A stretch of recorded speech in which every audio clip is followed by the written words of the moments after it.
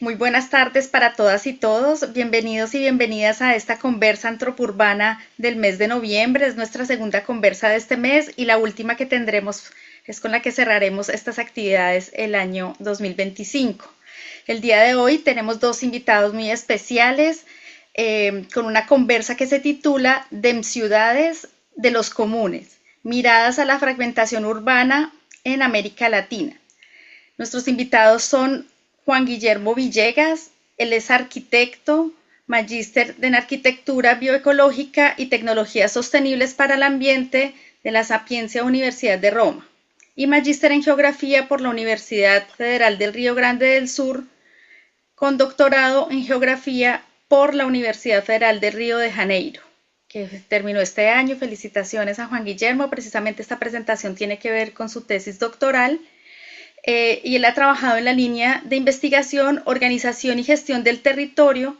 Sus principales temas de interés se centran en la planificación urbana y regional, las ciudades intermedias, el ordenamiento territorial, las densidades urbanas y el hábitat.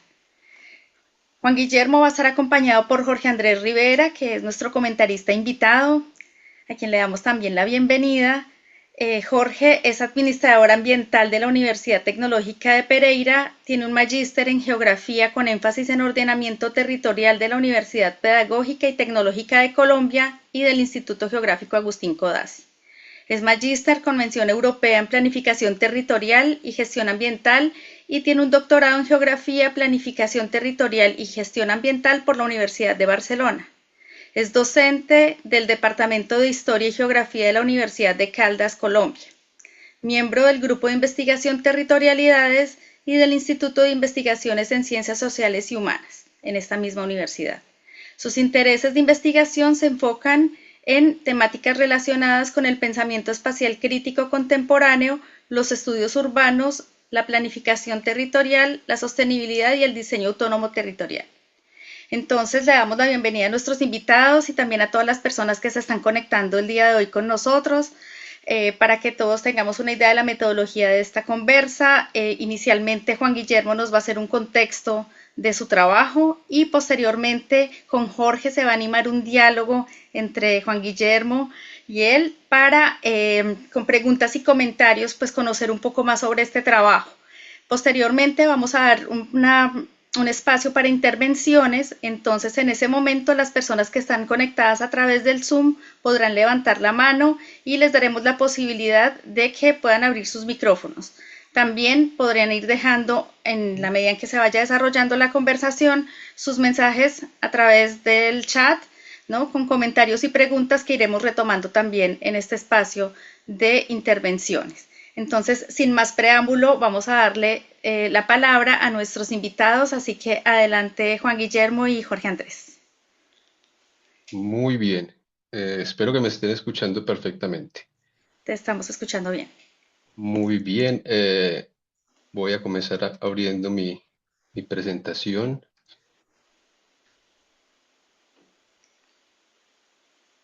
Ahí la tenemos ya pantalla completa para todos. Sí, Sí, Perfecto. Voy a ver si puedo estar aquí un poquito. Bueno, muchas gracias pues a Claudia y en general a la red Antropurbana. Yo hago parte de la red hace ya unos 3 años más o menos y me ha parecido siempre como un ejercicio muy enriquecedor y una plataforma, digamos, como para difundir los trabajos, las investigaciones que venimos haciendo. Entonces, pues es para mí muy placentero pasar por aquí de nuevo. Creo que ya habíamos estado como en alguna otra ocasión trabajando otro tema.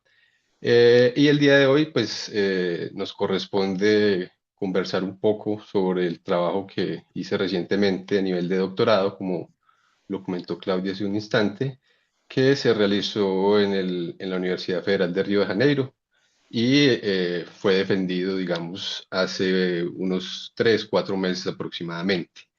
Eh, es un trabajo que tiene, pues obviamente, como unos antecedentes investigativos que partió o que se enlaza, digamos, a partir de mi trabajo de maestría, en el que inicialmente hice un estudio sobre la ciudad de Manizales, de donde yo soy, donde me encuentro en este momento, y que me propuse, digamos, llevarlo como a nivel de investigación doctoral, haciendo entonces ya en ese caso un ejercicio a nivel comparativo.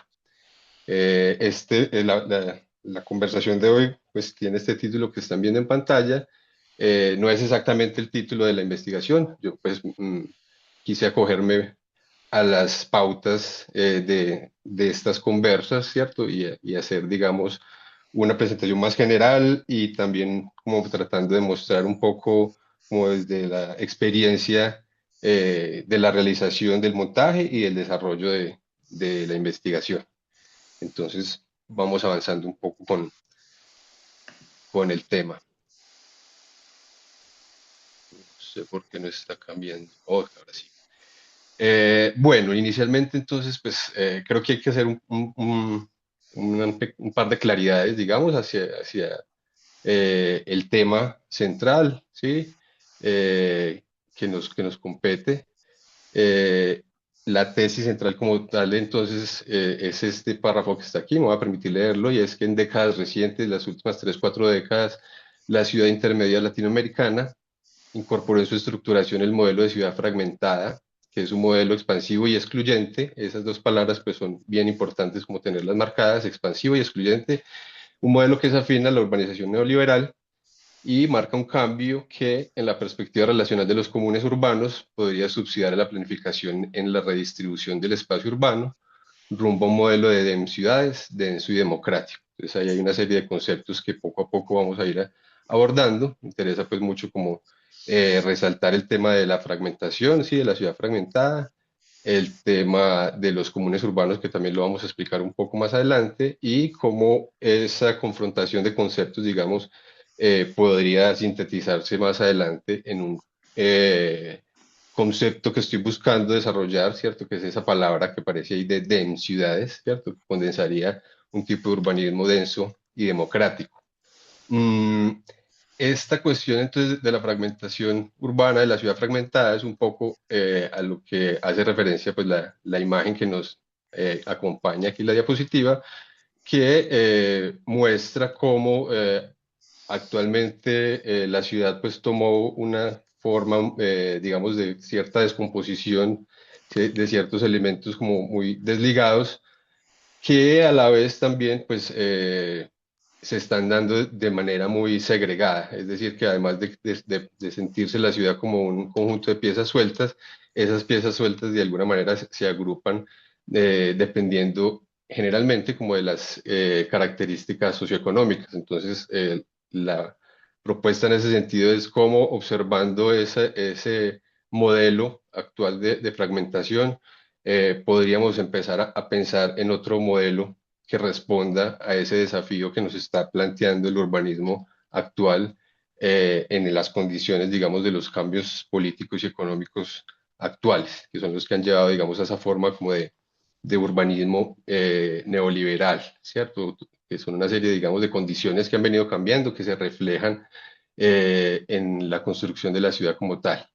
Entonces, hay un concepto que es importante como aclarar desde el principio, que es el tema de la fragmentación urbana, ¿cierto? Pues que es una temática que está, digamos, en definición en este momento, está en desarrollo, por lo cual hay desde diferentes perspectivas, eh, diferentes formas de abordarlo o de entender lo que es la fragmentación. Por eso creo que es fundamental, pues, como entender qué es lo que es. Para eso es necesario de pronto contraponer ese tema a lo que es la ciudad como tal, ¿cierto? La ciudad tiene una serie de características como densidad, diversidad, conectividad y proximidad, que es precisamente lo que se está afectando con la fragmentación. Por eso digo aquí la fragmentación viene siendo lo contrario a la ciudad.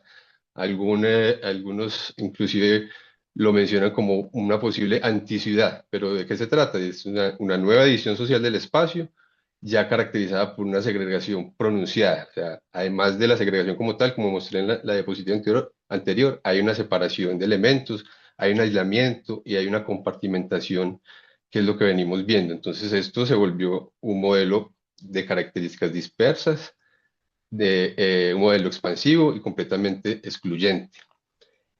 hay una serie de características entonces que identifican esa fragmentación, ¿cierto? Una expansión territorial que ha superado el crecimiento demográfico. Eso es, digamos, uno de los hechos que se propuso verificar la investigación en las otras ciudades investigadas. Hay un tema de discontinuidad espacial y formación de islas urbanas en la medida que crece la ciudad de una manera aislada y separada. Una alteración de la lógica de localización centro y periferia en el sentido de que hasta hace algunas décadas se entendía era más que las periferias eran como el lugar de los grupos de menor estatus socioeconómico, y eso fue cambiando y ahora hay, digamos, ciertos encuentros entre capas de alto estatus socioeconómico en esas áreas periféricas, ¿cierto? Ha habido, digamos, un desplazamiento de los grupos del perfil medio alto y alto, ¿cierto? Que entonces ya no solo están en áreas centrales, sino que han salido y han ocupado también áreas periféricas. Juan, Esta discúlpame un proliferación de segundito. conjuntos cerrados, claro que sí, dime. ¿Puedes encender la cámara de tu celular? Es que como estás conectado desde el Samsung, Ah, no te ok, vamos a sí, sí, ver cuando aparezca la grabación, si me haces el favor. claro, claro, sí. Ahora sí, Sí. muy bien. Gracias por la anotación, porque sí es difícil uno no ver la persona que está conversando. Decía entonces que hay una proliferación de conjuntos cerrados, que es lo que hace parte como de esa condición excluyente, mucha autosegregación y muchas veces formación de nuevas centralidades, lo que podríamos llamar como la ciudad policéntrica. Esta imagen que está ahí no corresponde a las ciudades estudiadas, ya las voy a mencionar, pero habla mucho de esa forma o esas nuevas formas de urbanismo que pueden estarse dando en América Latina, y muy particularmente también en las ciudades intermedias. Hay una serie, digamos, de motivos o antecedentes de investigación, como lo venía mencionando. Entonces, inicialmente fue como la continuidad temática que se pretendía dar desde el estudio que ya había desarrollado sobre la ciudad de Manizales. Por eso traigo aquí esta imagen de Manizales, en la cual en esa investigación pues se pretendió buscar un potencial de desarrollo intraurbano, promoviendo, digamos, la utilización de una serie de lugares que podrían declararse como desarrollo prioritario. Entonces, eso para mostrar que lo que ha habido es como una búsqueda por mejorar, digamos, las densidades de la ciudad como tal y de evitar que haya un crecimiento permanentemente expansivo. Entonces, ese estudio ya adelantado marcó la pauta para decir, bueno, ¿cómo podemos comprobar que lo que está sucediendo en Manizales tiene ese orden de magnitud grande, ¿cierto? Yo vi que entonces había una urbanización muy acelerada en la ciudad, y de esa manera fue llevarlo entonces como a un nivel comparativo. Eso entonces me lleva, digamos, a esta otra motivación, digamos, para la investigación, ¿sí? Que entonces fue observar ya Manizales como una ciudad intermedia.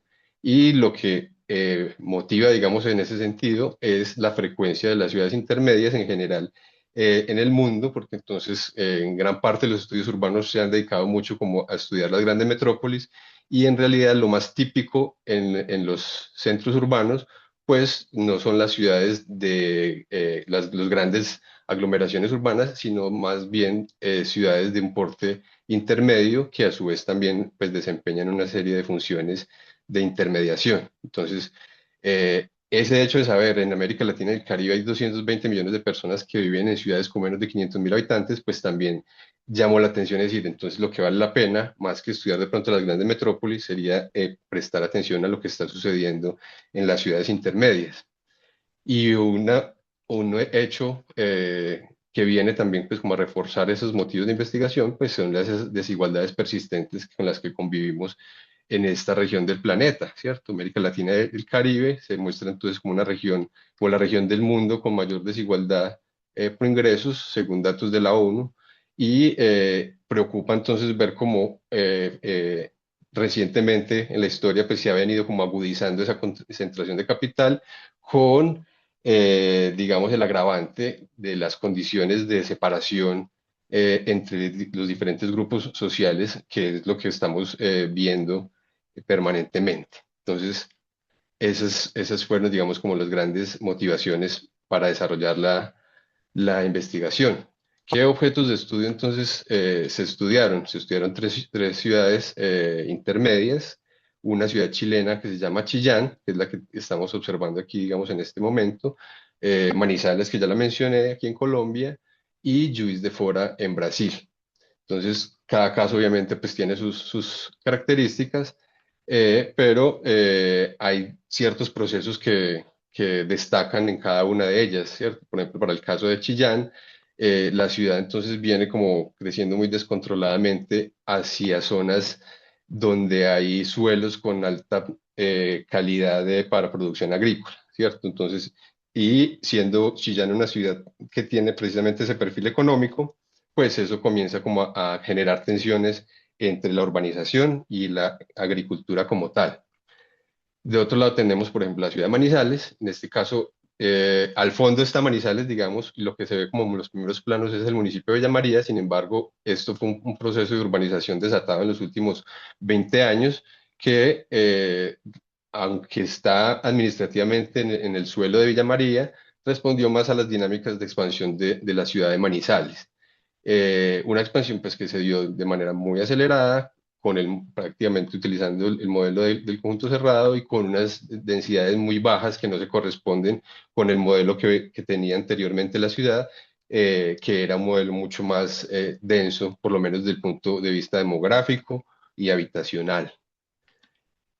Y por otro lado, en tercer lugar, tendríamos la ciudad de Juiz de Fora, en Brasil, una ciudad que queda en el sureste del país, de Brasil, y como podemos ver, pues está combinando dos tipos de urbanismo diferentes y pues aún así pues, podrían denominarse intensivos en cada caso, es decir, un centro completamente verticalizado que ha tenido pues como gran intensidad en estas últimas décadas de construcción, pero eso combinado con un modelo muy marcado de conjuntos cerrados en las zonas periféricas, como observamos pues, en la imagen superior, que tiene como condición, digamos, inicial antes de haber construido cualquier cosa, se alcanza de pronto a observar en la parte posterior que ya el terreno viene cerrado con un muro. Es decir, que independiente de lo que vaya a pasar adentro, el primer criterio, digamos, de intervención es que debe ser una pieza aislada de la ciudad.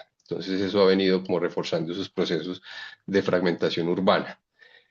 Cabe entonces pues, explicar alrededor, digamos, del desarrollo de la investigación como tal, pues el porqué de esas ciudades, o por lo menos de las otras dos ciudades, como mencioné, entonces me interesaba mucho como tener con qué comparar a la ciudad de Manizales para saber si ese crecimiento acelerado que yo había registrado en la maestría, pues efectivamente se estaba dando y poder tener como un orden de magnitud de las cosas. Pero entonces era necesario hacer como un chequeo y definir claramente como unos de criterios de por qué escoger las ciudades que se escogieron.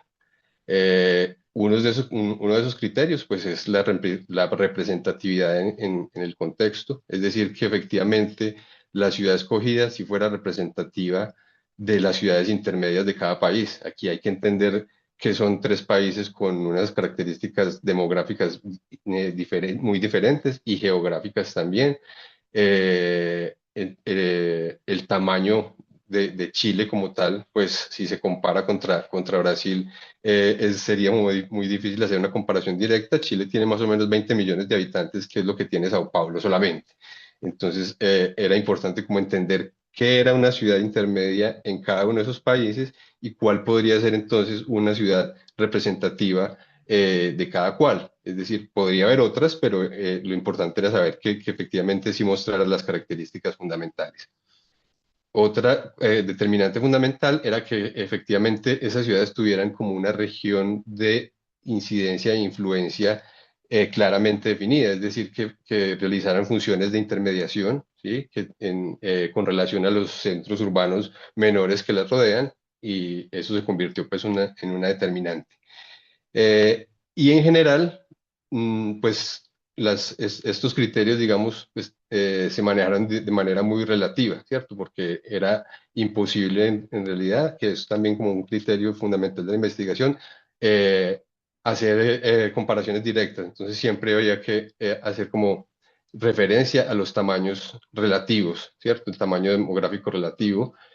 Por esa razón, no, son ciudades que no tienen el mismo tamaño demográfico. Entonces, Chillán es una ciudad más o menos de 200.000 habitantes, Manizales tiene más o menos 400.000 y Juiz de Fora tiene alrededor de 540.000 habitantes. Sin embargo, son tamaños que efectivamente en sus respectivos contextos corresponden a la tipología de la ciudad intermedia.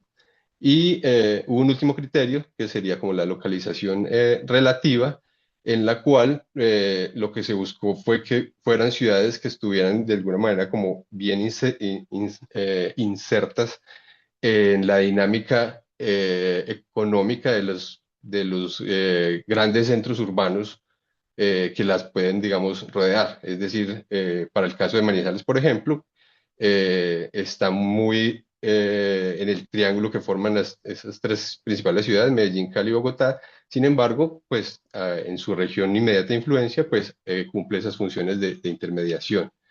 Juiz de Fora también pues tiene esa localización como relativa en ese triángulo que pueden formar esos centros, principales centros urbanos. Y Chillán tiene una condición más particular porque no hay como tres centros en Chile tan dominantes como pueden ser los otros dos casos. Sin embargo, también hay otras ciudades que ejercerían esas funciones, como podrían ser Concepción y Santiago particularmente. Otras características, digamos, o determinantes consideradas para la elección de las ciudades, pues tuvieron que ver también como con cuestiones operativas, ¿cierto? Hay que entender que siendo esta investigación como tan amplia en la escala que recorre, digamos, como subcontinental, ¿sí? Era muy importante tener en cuenta que hubiera otros estudios ya realizados, ¿sí? Que uno pudiera apoyarse en literatura ya consolidada y también que eventualmente se pudieran visitar, ¿sí? Eso lo menciono porque la investigación partió justo como en el momento de la pandemia, ¿sí? Cuando todo estaba, digamos, muy bloqueado, los aeropuertos, y en algún momento inclusive dentro del proceso yo consideré la posibilidad de que fuera imposible hacer como trabajo de campo. Entonces, fueron, digamos, características más operativas, pero que eso también pesa a la hora de emprender la investigación para poder contar con la información necesaria para trabajar. Desde el punto de vista metodológico, se identificaron tres momentos muy claros de desarrollo de la investigación. Un primer momento de caracterización general, un segundo momento de mucha comparación entre las tres ciudades y un tercer momento de más interpretación de los datos que se iban relevando, que se iban levantando.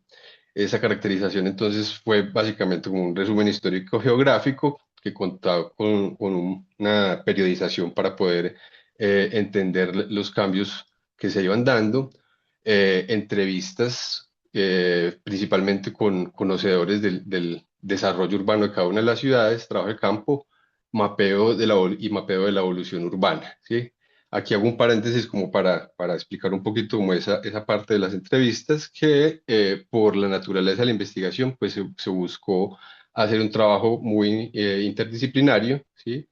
Entonces, se consideraron estas cinco grandes áreas del conocimiento a la hora de plantear esas entrevistas. Un primer grupo con profesionales de la geografía, ecología o ciencias ambientales, ¿sí? Un segundo grupo de entrevistados en cada ciudad que tenía más conocimiento desde la sociología, antropología o la historia.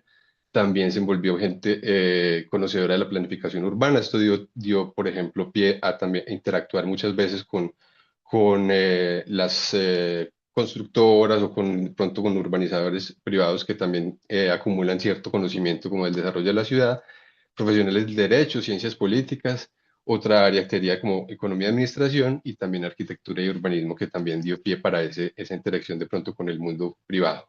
Fue muy importante pues también envolver a personas que trabajan en las respectivas administraciones públicas, o sea, como en las secretarías de planeación, para nutrirse mucho como del conocimiento que ellos tienen.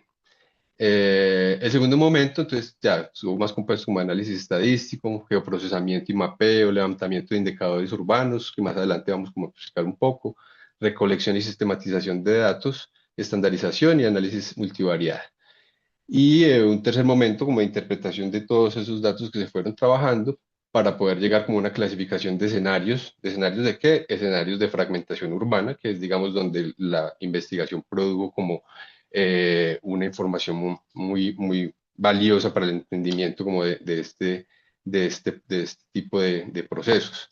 Esto pues va acompañado como de ilustración de esos escenarios, asociación con los diferentes momentos o estadios de urbanización de cada ciudad y al final una síntesis conceptual. Aquí puse unas consideraciones pues como generales muy importantes, ¿cierto?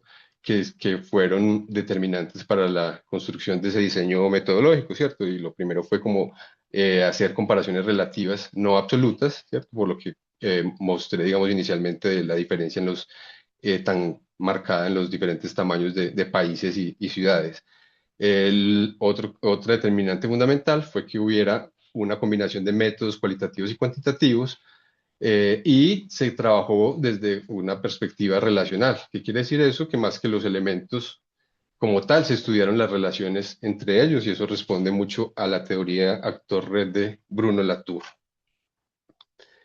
Esto entonces sería un poco como esa invitación a mostrar ese detrás de cámaras, digamos, de la investigación, ¿cierto? Fue un proceso largo que estaba previsto, digamos, de una manera inicialmente, pero estos procesos investigativos pues se van afinando a medida que la investigación va avanzando y al final pues uno se va dando cuenta que hubo desafíos, ¿sí? A resolver en el camino y que también los métodos seleccionados pues presentaron algunas ventajas que vale la pena mencionar. Dentro de los desafíos, por ejemplo, estaría como esta parte de la periodización, ¿cierto? Porque pues cada ciudad lleva su proceso y los diferentes cambios que se dan en la historia, economía, en la política, pues llegan en diferentes momentos en cada ciudad. Entonces fue todo un desafío encontrar una forma de periodizar las tres ciudades para que se dieran cuenta, digamos, de esos cambios a pesar de sus diferencias históricas. También fue muy desafiante el acceso a la información, es decir, pues cómo puedo construir una base de datos sólida trabajando muchas veces a distancia, ¿cierto? En medios, digamos, institucionales a los que uno no está acostumbrado, ¿cierto? Entonces entrar a consultar centros de estadística de los otros países, ese tipo de cosas, pues fue, digamos, muy retador. La escala urbana, ¿cierto? O sea, el desafío fue estudiar la ciudad en su conjunto. Esto, pues, fue, por ejemplo, una de esas cosas que cambió como a la mitad del camino, es decir, la investigación fue planteada inicialmente como para seleccionar algunos barrios de las ciudades y hacer comparación con esos barrios. Sin embargo, la recolección de datos y de información pensando en cómo en conseguir datos de un barrio en específico, pues mostró que prácticamente había que encontrar la información de todos los barrios de la ciudad. Entonces, de repente yo me vi con material a disposición de la ciudad en su conjunto, es decir, de todos los barrios. Entonces, eso me llevó a decir, bueno, si ya tengo esta información, entonces yo puedo observar las ciudades en su conjunto y no solamente como algunos barrios puntuales. Otro desafío fue como definir indicadores de fragmentación, siendo un tema como tan reciente, era más, y también muchas veces definido de diferentes maneras dependiendo del el área de estudio en el que se está estudiando. Entonces era retador decir, bueno, ¿cuáles pueden ser mis indicadores de fragmentación urbana? Y finalmente, el tema de la informalidad, tan característica de nuestra América Latina, que muchas veces pues, tiene el desafío como de no encontrar información disponible o por lo menos información oficial que dé cuenta de esos procesos, especialmente como la informalidad laboral y la informalidad habitacional. De otro lado, entonces, pues, la metodología mostró tener ciertas ventajas, ¿cierto? ¿Cuáles fueron, por ejemplo? Permitió hacer comparaciones que exponen el orden de magnitud de los procesos. Es decir, una vez ya uno cuenta con datos de otras ciudades, empieza a ver, a darse cuenta de si lo que uno creía que era muy grande era efectivamente así o de pronto no lo era tanto. Este camino de las entrevistas pues ayudó mucho porque ellas validan y cuestionan la literatura, cuando yo llegué a esa parte de la entrevista, yo ya había hecho un proceso de consulta de literatura y las entrevistas pues permitieron aumentar el nivel de detalle, validar muchas veces y cuestionar la literatura que ya había sido trabajada. Otro proceso muy ventajoso, digamos, fue el análisis estadístico, porque ese trabajo con datos oficiales, pues permitió utilizar un lenguaje muy institucional, pensando mucho como desde la línea de investigación en la que yo estaba trabajando, ¿cierto? Organización y gestión territorial, pues que está muy ligado a la planificación urbana, el ordenamiento territorial como tal, entonces pues requiere mantener como esas formas, ese lenguaje institucional que son, digamos, el conjunto de datos duros con los que muchas veces se toman decisiones y se trabaja a nivel de las instituciones. La utilización de un método geográfico, importantísimo porque pues es algo que nos permite no solamente saber qué sucede, sino lo más importante sería saber dónde sucede y con qué intensidad está sucediendo. Y todo en esta perspectiva relacional que mencioné anteriormente, en la cual se buscó entonces hacer esa relación entre las densidades, diferentes tipos de densidades y el estatus socioeconómico, es decir, cómo esos conjuntos de elementos de la ciudad se relacionan con los diferentes perfiles socioeconómicos de los barrios de la ciudad. Entonces, eso resultó muy ventajoso a la hora de desarrollar la investigación. Hay hay un fundamento teórico. Obviamente, la construcción del referencial teórico pues, es una de las fases más determinantes e importantes de la investigación doctoral. Sin embargo, creo que la referencia que vale más la pena mencionar en este caso pues, sería este modelo de Bordorf, o que en realidad es un conjunto de geógrafos que desarrollaron más o menos al comienzo del siglo un modelo estructural de la ciudad latinoamericana, en el cual pues lo que buscan es entender cómo las transformaciones políticas y económicas pues se han correspondido en los diferentes momentos históricos con una forma particular del crecimiento o de la organización de la ciudad. Entonces, este modelo, ¿cierto?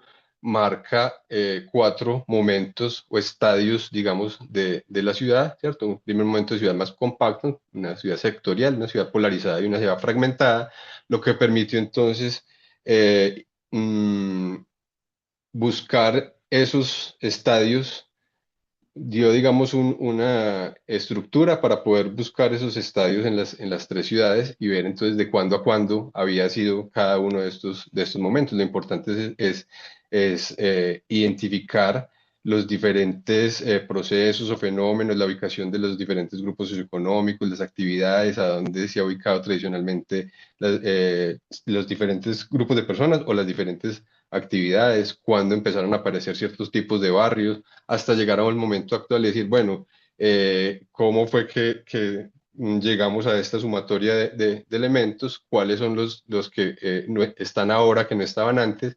Y ahí es donde empezamos a observar, claro, entonces actualmente en las últimas 3 o 4 décadas aparecieron conjuntos cerrados, aparecieron centros comerciales, apareció una red viaria que empezó a marcar, digamos, la pauta de la localización de muchos emprendimientos, por eso se vuelve entonces un referente teórico fundamental.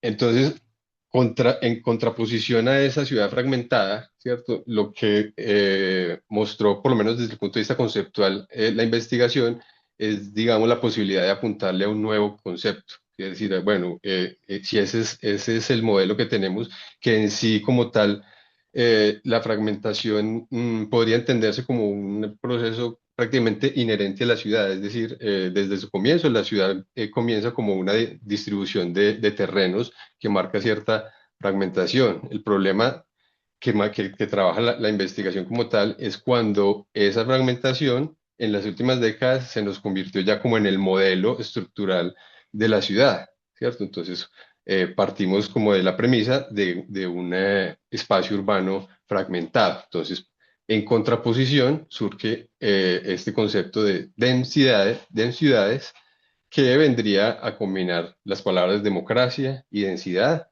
a partir de sus raíces. Por un lado, la raíz latina de densus, que estamos mostrando, digamos, la idea de algo denso, y de las raíces griegas demos y demes, que significan respectivamente pueblo y barrios, ¿sí? En la Grecia antigua. Entonces, por eso esas densidades así muy rápidamente podrían definirse entonces como ciudades densas por y para el pueblo. Por eso entonces, pues, traigo como referencia a Platón y a Hannah Arendt, ¿cierto? Haciendo, digamos, hincapié en esa componente política de la ciudad, que es la que nos permite, digamos, organizarnos como ciudadanos, ¿cierto? Por eso, entonces, desde su obra La República, Platón nos dice, no, la justicia está en la ciudad y la polis es el espacio de la toma compartida de decisiones, ¿cierto? Que es mucho lo que pronto se ha venido perdiendo en esta actual ciudad fragmentada y que deberíamos entonces recuperar, o lo que nos dice Hannah Arendt, ¿cierto? Que debe haber una ciudadanía activa, compromiso cívico y una deliberación colectiva sobre asuntos que afectan a la comunidad. Entonces, lo que venimos viendo es que efectivamente pues, las decisiones ya ni siquiera están pasando como por la intermediación del Estado, sino que es más bien el mercado el que está tomando ciertas decisiones a la hora de construir la ciudad. Y también se habla de los comunes urbanos en esa tesis general de la investigación, que son los comunes urbanos, pueden entenderse como bienes materiales o inmateriales y digitales en un asentamiento urbano. Esto hace parte como de una revisión, digamos, de teorías alrededor del bien común, ¿sí? Y yo me pegué, digamos, de este paraguas que me pareció muy completo a la hora de poder abordar el tema urbano. Es decir, como está ahí expreso, es un concepto que nos permitiría superar esa dicotomía entre lo público y lo privado, ¿cierto? Porque entonces viene, digamos, de alguna manera como a comprenderse cómo los diferentes elementos que encontramos a la ciudad, pues prestan alguna función social, ¿cierto? Independiente de si vienen siendo un espacio público o privado, ¿cierto? Porque muchas veces esa dicotomía entonces divide y limita mucho como el conocimiento de los elementos que comprenden la ciudad. Entonces, inspirado un poco como en esta revisión de los nuevos comunes urbanos o de los comunes en el contexto urbano, se plantearon 5 categorías de esos elementos comunes, que serían una categoría biótica, ¿cierto? Sería todo lo que corresponde como a la base natural, ¿cierto? El suelo y todo lo que está en él. Hay una segunda categoría que es lo social, una categoría económica que respondería como a las actividades económicas, una categoría política y una categoría habitacional. Esas categorías pues permitieron definir variables e indicadores, ¿cierto? Entonces, aquí tenemos, por ejemplo, las 5 categorías con sus variables, por ejemplo, que podríamos observar en cada uno de esos aspectos, ¿cierto? En lo biótico podemos observar la superficie urbanizada, relación entre áreas ocupadas y áreas libres. En lo social se pueden observar los habitantes, el ingreso domiciliar, la escolaridad, como variables. Esto nos va a hablar entonces de la distribución demográfica, el estatus socioeconómico, de la segregación. En la categoría económica se observan, por ejemplo, los empleos y los establecimientos y el precio del suelo, ¿sí? En la categoría política se estudian, por ejemplo, las instituciones de salud, de educación y salud, ¿sí? Eso nos va a hablar, por ejemplo, del alcance estatal, de la proximidad de las cosas, de qué tanta inclusión tenemos.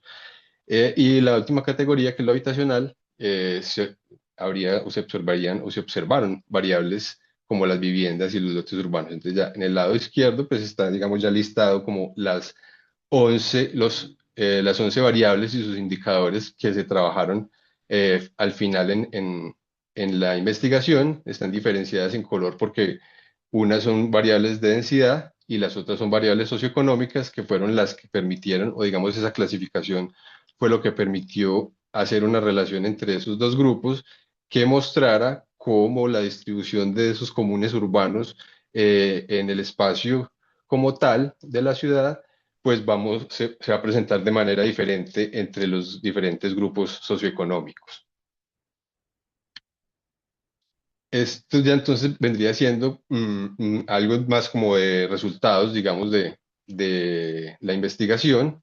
Lo que vemos en pantalla es una matriz que permite relacionar los cuatro estadios o cuatro momentos del proceso de estructuración de las tres ciudades. En la parte superior está Chillán, en el medio está Manizales y en la parte inferior está Juiz de Fora. Entonces vemos las tres ciudades, cómo fueron creciendo en su área urbanizada y en su demografía en esos cuatro momentos, aunque, aunque cada uno pues tenga un periodo diferente, es decir, los años como tal que se definieron como punto de cambio no corresponden porque pues cada una lleva su proceso independiente, sin embargo, son muy aproximados y dan cuenta de esas transformaciones al punto entonces de llegar a unas diferencias muy marcadas que cambiaron un poco, digamos, como el panorama inicial o la expectativa que sí había. Es decir, como les comenté al principio, yo partí de una preocupación de un crecimiento muy acelerado en la superficie urbanizada de Manizales,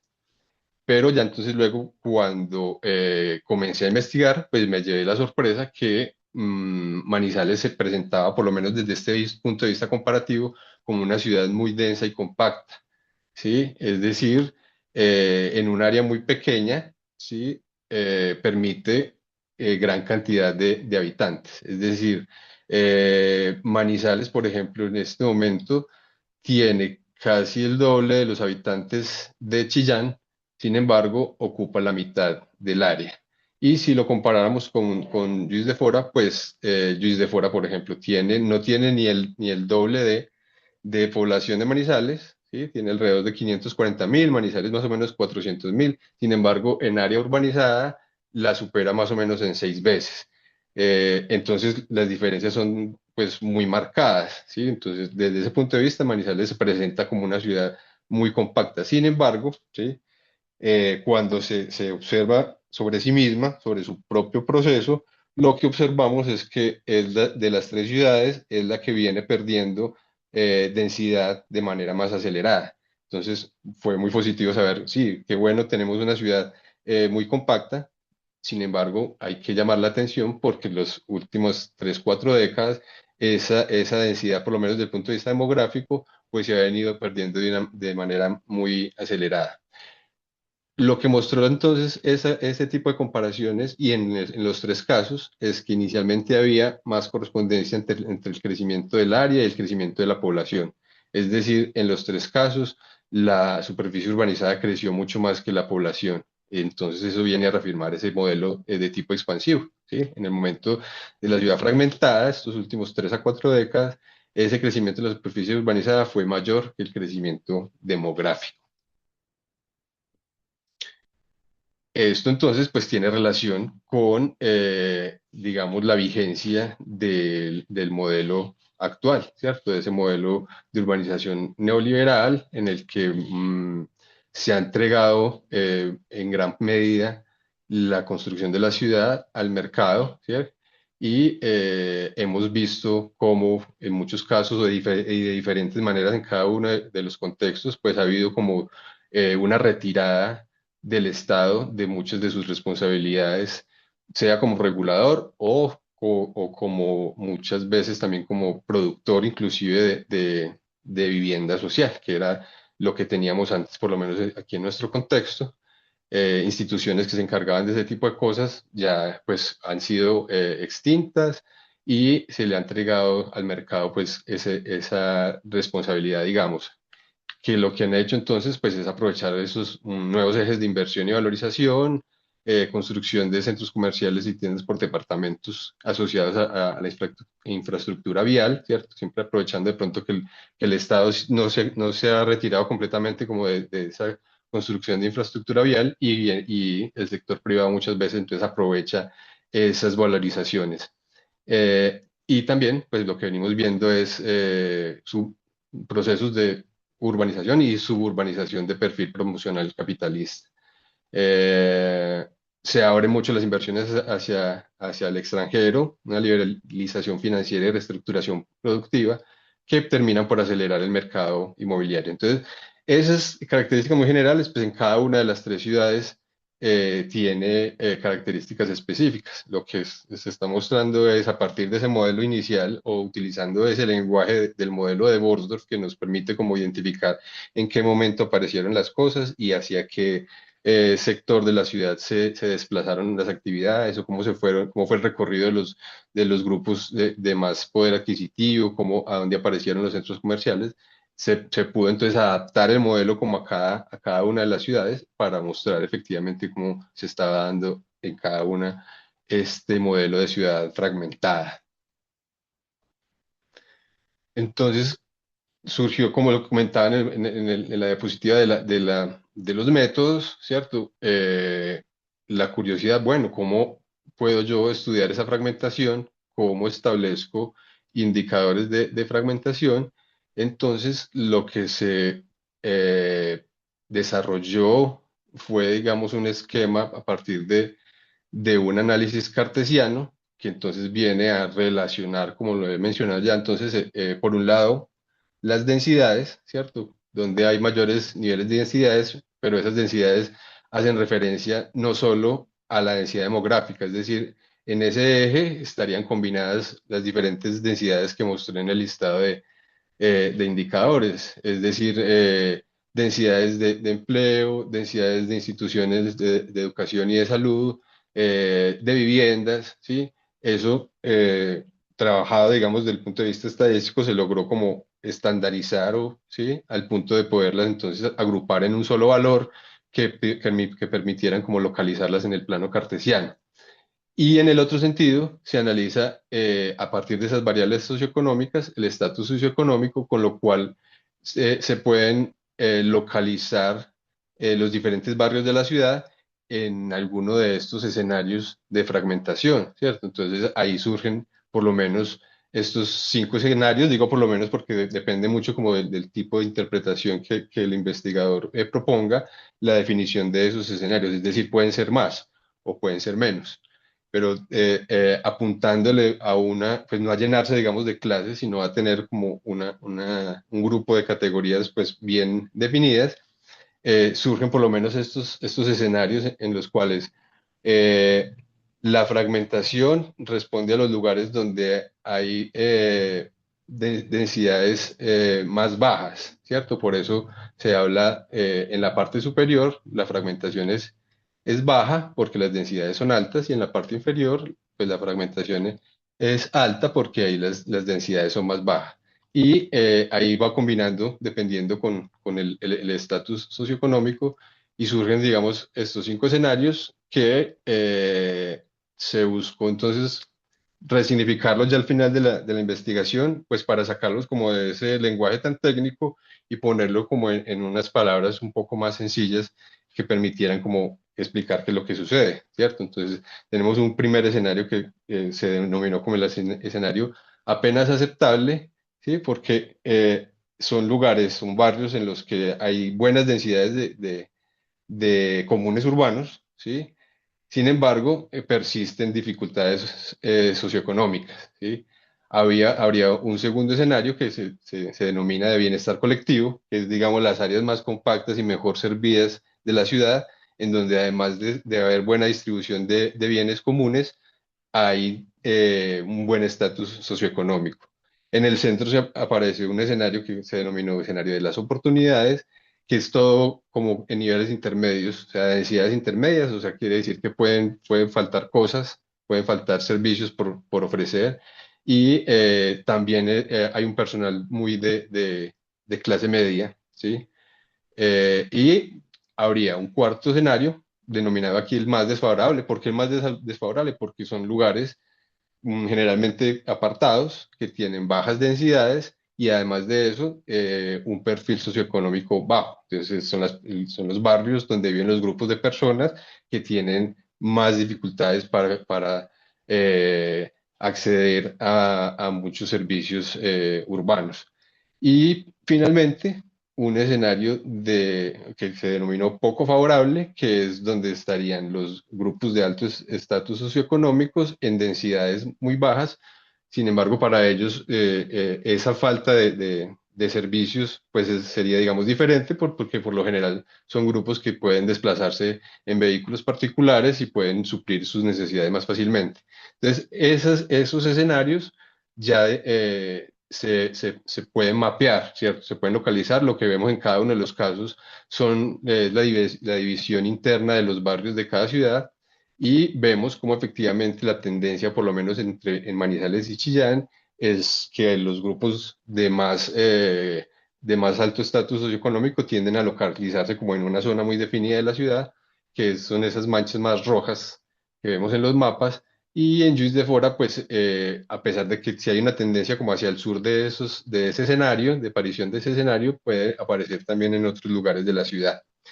Eso pues desde como una observación muy general, ¿cierto? Pero pensando en explicar efectivamente cómo el ejercicio de relacionar densidades con estatus socioeconómicos pues nos ofrece herramientas para clasificar la fragmentación y para entender lo que sucede y con qué intensidad sucede y dónde sucede en cada uno de esos casos o escenarios de fragmentación.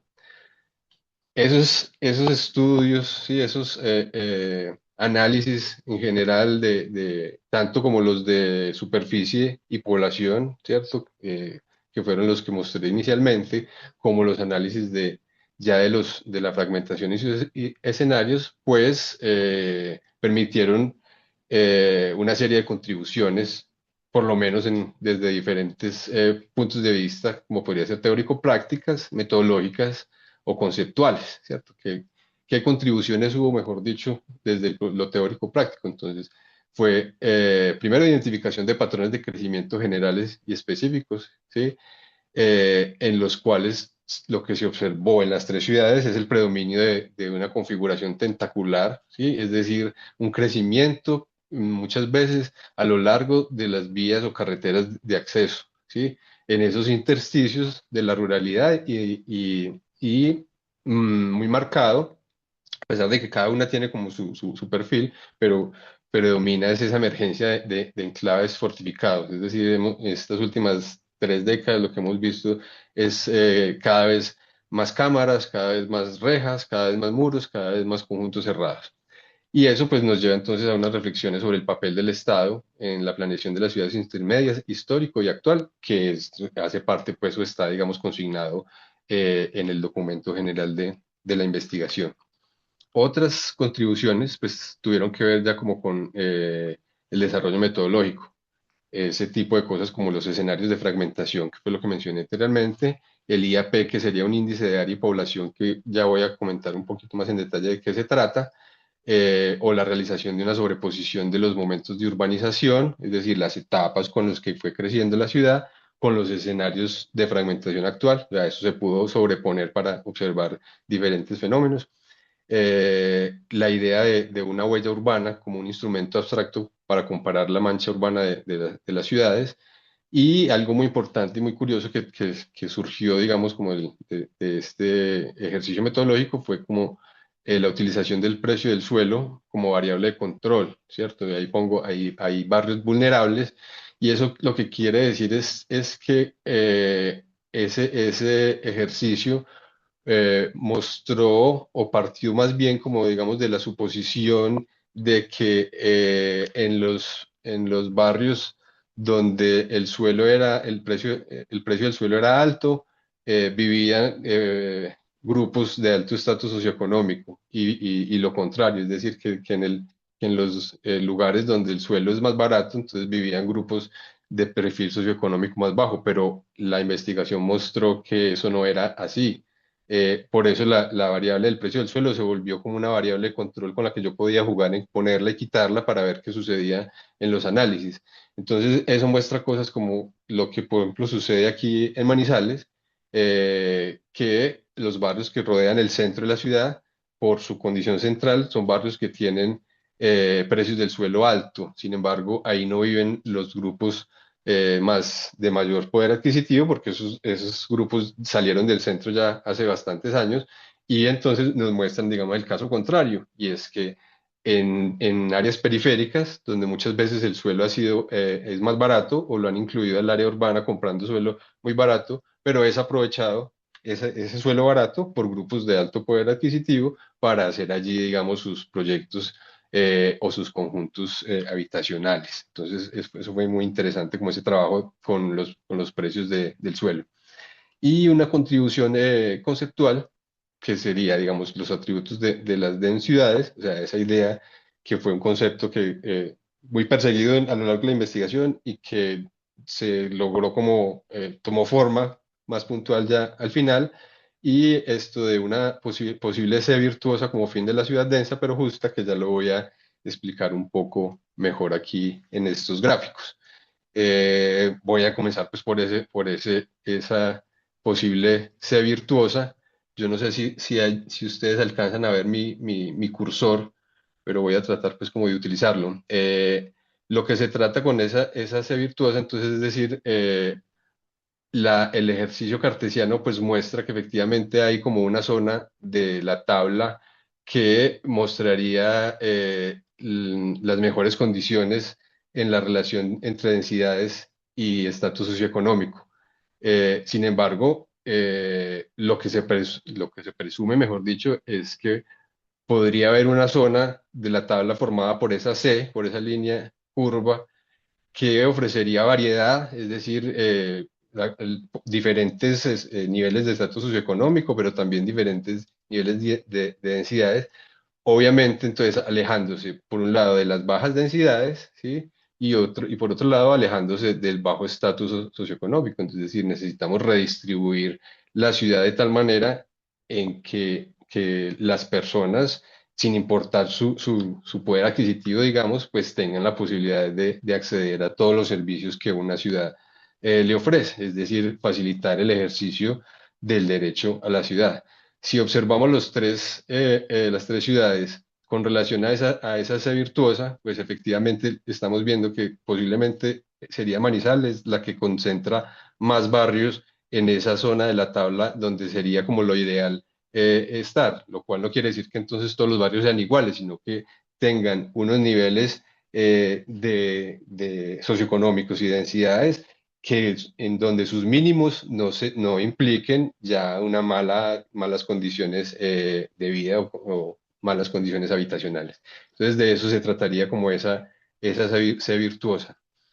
Otro concepto que surgió, digamos, en el desarrollo de la investigación fue esta forma de decir, bueno, hay una huella urbana eh, abstracta. Es decir, es muy difícil entonces entrar como a comparar el tamaño de la ciudad si simplemente pones a un lado del otro los mapas de cada una de la ciudad, ¿cierto? Entonces, si uno se hace la pregunta, bueno, ¿cuál es el área que ocupan 1.000 habitantes? ¿Sí? Entonces, de esa manera ya está poniendo en términos relativos esos valores absolutos que puede tener la ciudad. Entonces, eh, cuando se observa, bueno, ¿cuántas hectáreas ocupan 1.000 habitantes en Chillán?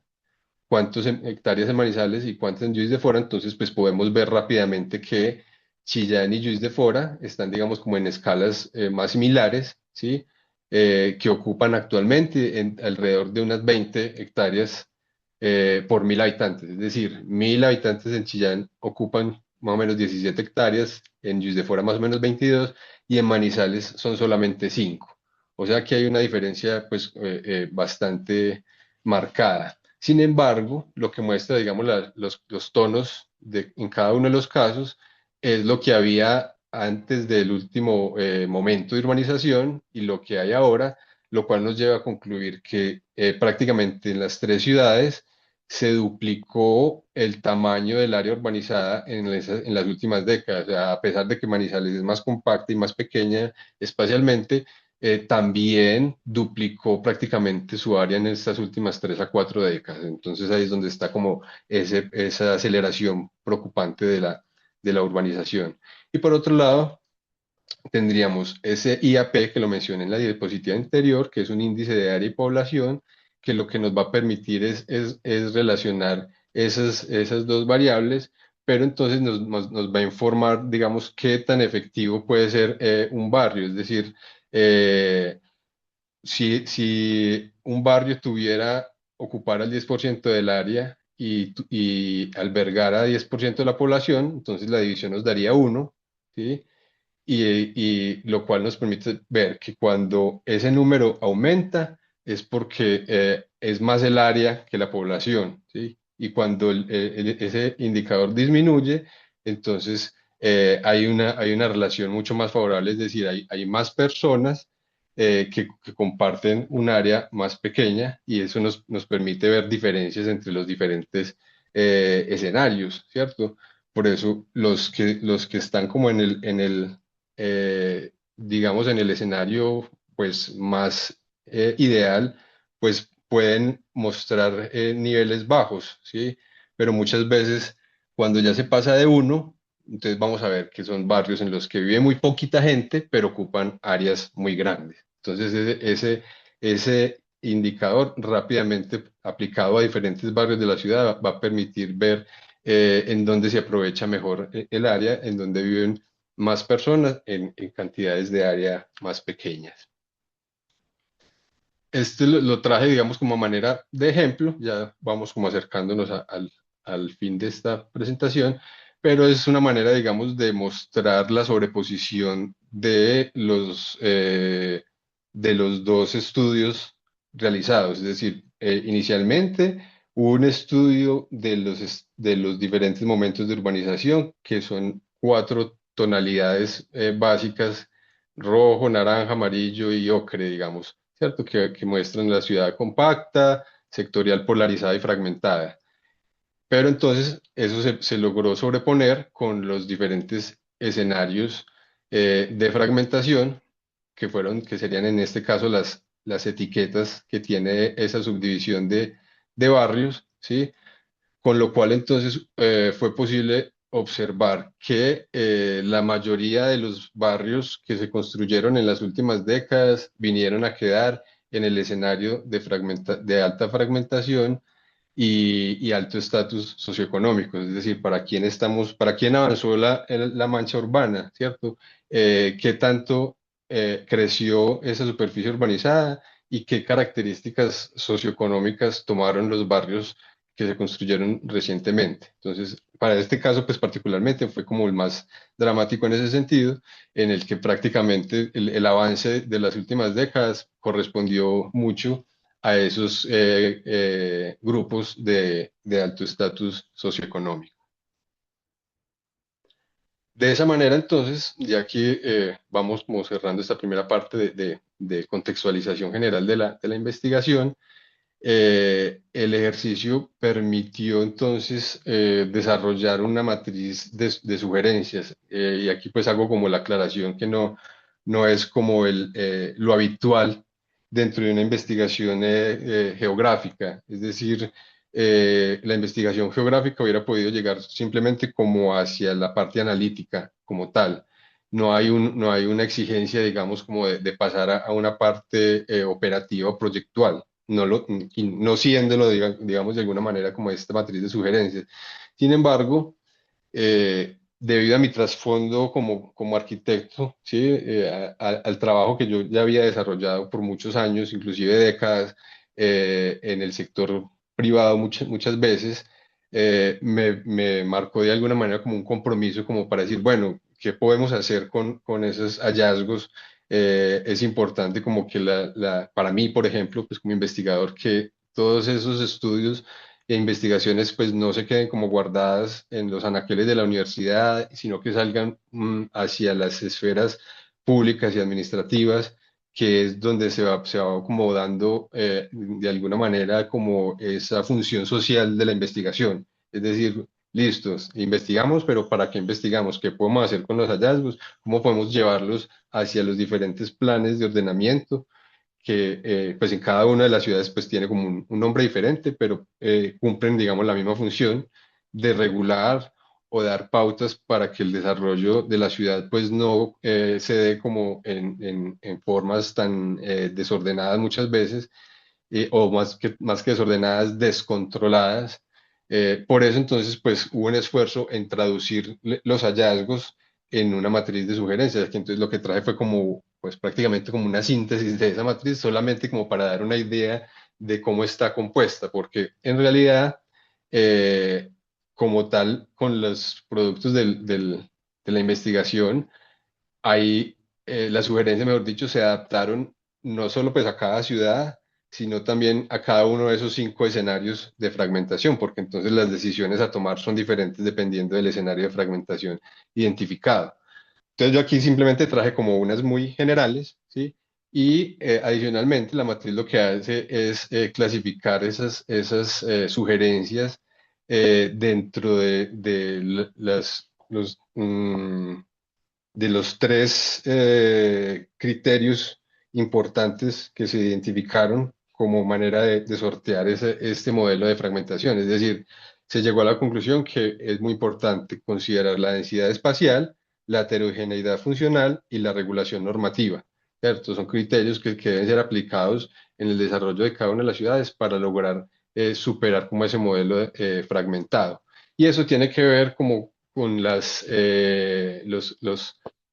dimensiones del espacio de Lefebvriana, ¿cierto? Que unas son el espacio percibido, el espacio vivido y el espacio concebido. Es decir, en el espacio percibido es donde damos cuenta, digamos, en gran medida, como de la distribución espacial de los elementos.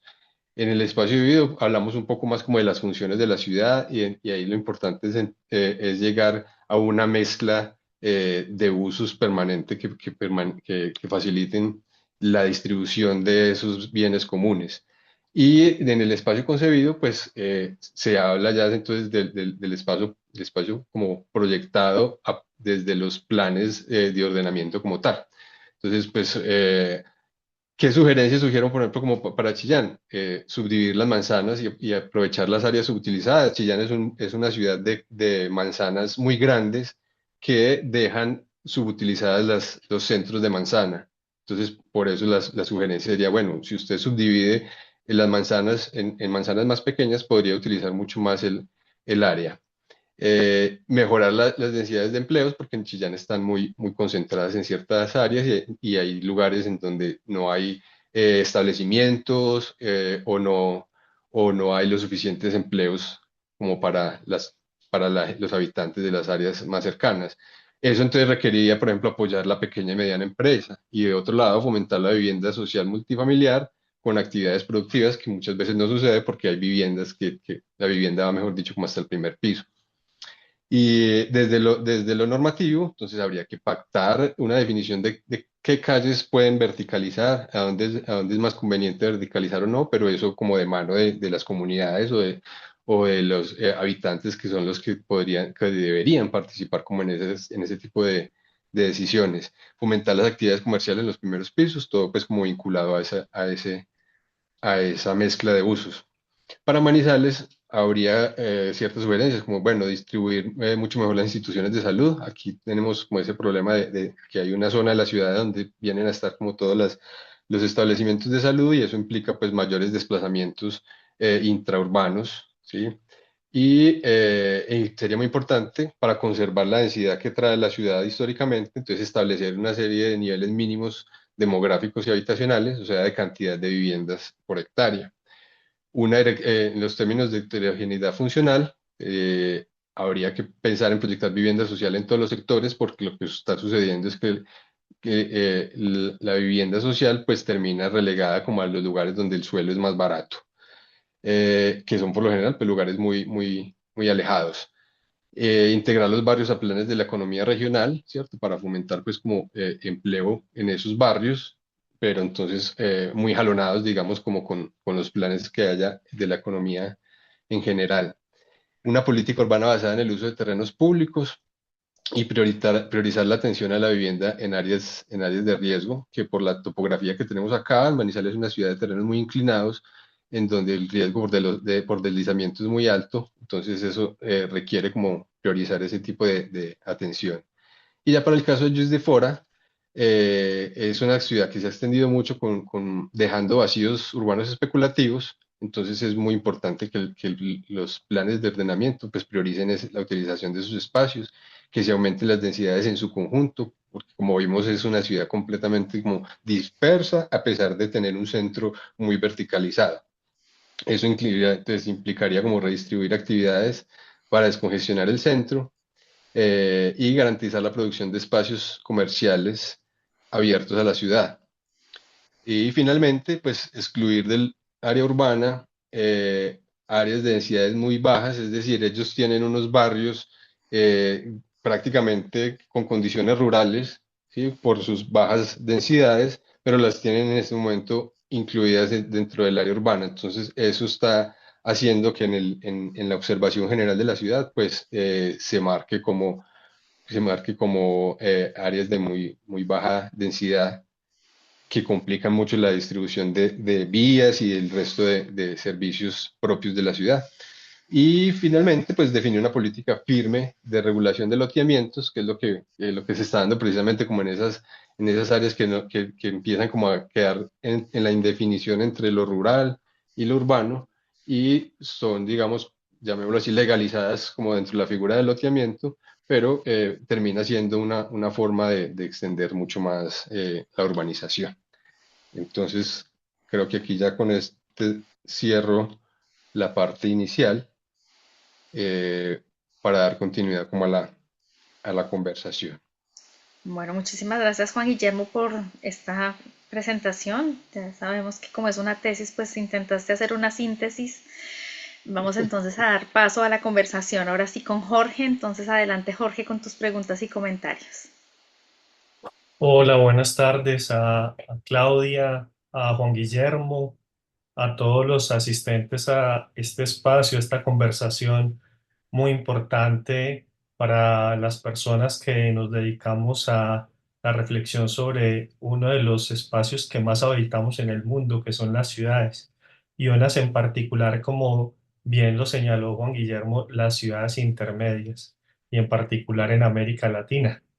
Yo quisiera primero pues celebrar el trabajo que hace Juan Guillermo porque no solo aporta a los estudios de una ciudad como Manizales, una ciudad compleja en tanto su ubicación, su geomorfología, su fisiografía, sino que es una ciudad con un gran desarrollo urbanístico en los últimos años también en virtud a la economía que la sostiene, que podríamos llamarlo una economía del conocimiento. Sin embargo, todavía se basa de manera muy importante en la economía cafetera y con unos recursos que también provienen de dineros que, digamos, fluyen en la región alrededor de lo que es relaciones también de ilegalidad.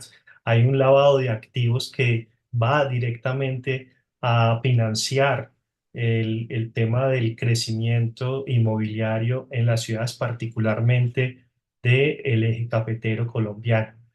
En ese sentido, pues se abre también en todo esto un desafío no solo para Manizales, sino para otras ciudades en América Latina, lo importante que es los análisis comparativos. Pero yo quisiera partir de un hecho, y es que siempre una investigación surge de una preocupación inicial de manera muy empírica. En el caso de Juan Guillermo, pues él es una persona que ha trabajado el desarrollo urbano de la ciudad de Manizales, hace una preocupación, como él lo decía, sentida, pero desde una perspectiva de arquitecto. ¿Por qué te interesó abordar la ciudad de Manizales y las reflexiones también que se abren en torno a la ciudad intermedia desde una perspectiva desconocida para ti como son las ciencias sociales, que son un camino espeso y más en un momento en el cual la teoría social da un giro hacia la espacialidad de manera muy destacada? ¿Para qué? ¿Qué necesidad tenía de llegar a estos caminos espinosos de las ciencias sociales para estudiar la ciudad? Bueno, muchas gracias, Jorge, por los comentarios. y también como por la buena acogida que haya tenido esta investigación. Estos días pues hemos venido como comentando un poco alrededor del tema, no solo internamente, sino también buscando los espacios de ordenamiento territorial en general de la ciudad.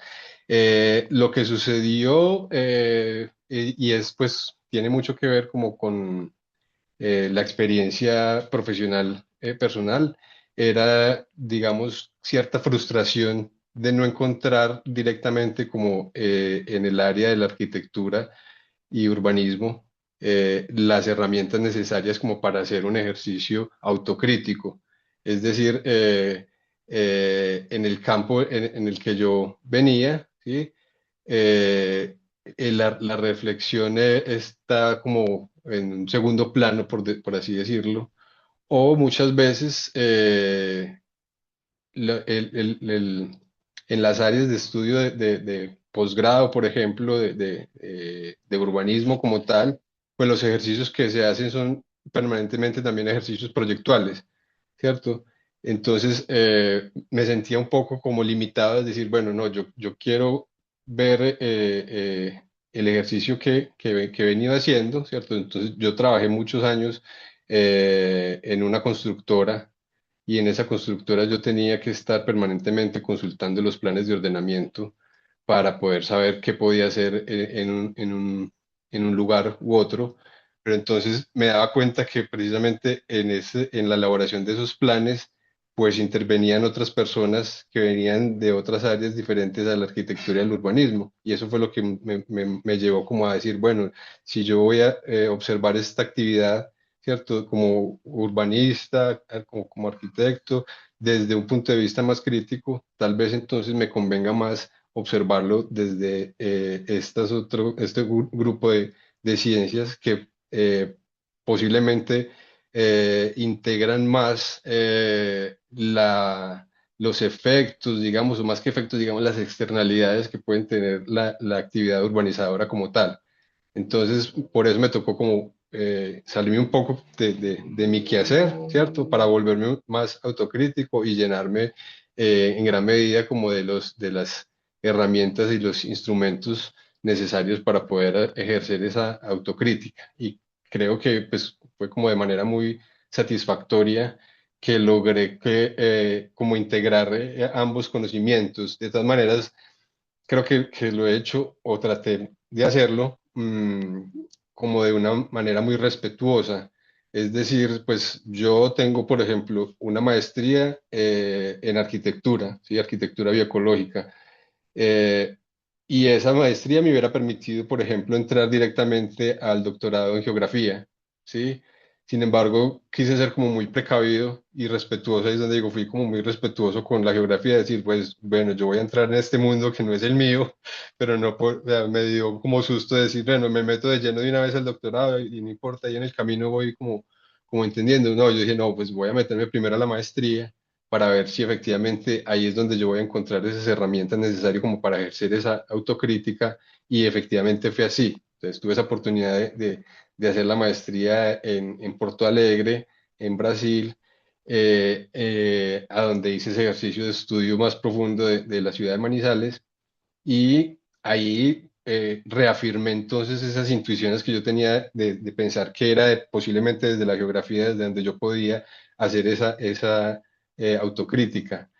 Y lo fue, digamos, como tan así al punto de decir, bueno, esa efectivamente, pues agradezco mucho, mejor dicho, como ese giro que le di a mis intereses académicos y para mí fue como abrir otro mundo nuevo, ¿sí? Y conocer ya la perspectiva geográfica y eso entonces me llevó a reafirmarlo ya en el doctorado. Entonces creo que desde ahí fue mi conexión, ¿sí? Con las ciencias sociales. Así fue que entonces logré integrarme como a la geografía y creo que pues ahora ya tengo esa mirada muy clara y creo que me ha permitido pues vincularme a este tipo de espacios, por ejemplo, ¿cierto? Ya entonces establecer diálogos con la sociología y con la antropología, que era algo que mientras yo estaba como muy metido en ese mundo profesional, pues no lo podía tener,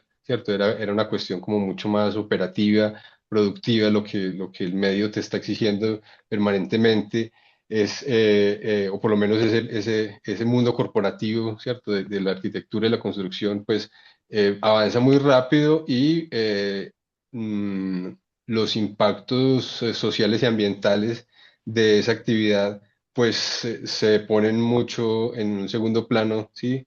Y yo no estaba pues como muy de acuerdo con seguir adelante, como con esa manera de incidir en la construcción de la ciudad sin detenerme un poco a reflexionar sobre esos impactos. Entonces, fue ahí en las ciencias sociales donde yo dije, bueno, esto tiene grandes externalidades y hay que saberlas manejar y seguramente es entonces a través del ejercicio del ordenamiento territorial en el que podríamos incidir de mejor manera en ese sentido. Juan Guillermo, y dada también la especialidad o la naturaleza de la arquitectura como una profesión proyectual, entre los criterios que tú manifestaste en esta investigación están las características o las particularidades geohistóricas del territorio. En el caso de las ciencias sociales, pues nosotros siempre pensamos que para proyectar hay que entender el pasado, pero el pasado reciente y casi una arqueología del territorio. Es un trabajo que obedece mucho al legado que también nos entrega la antropología. Pero en el caso concreto de incluso de las escuelas a las cuales tú perteneces, pues hay también una marca registrada geohistórica por parte de Milton Santos. Es decir, la idea de que hay unas familias de ciudades. Y en este caso, pues uno podría decir ahí, y también en diálogo con la historia, por ejemplo, el trabajo extraordinario de José Luis Romero, e incluso los arquitectos que empiezan también a abrir este camino de una perspectiva histórica. Hablamos, por ejemplo, de Roberto Segre o Jorge Enrique Jardoy, que han trabajado mucho incluso en las ciudades precolombinas y en Colombia lo que nos dejó gratamente Jacques Capril.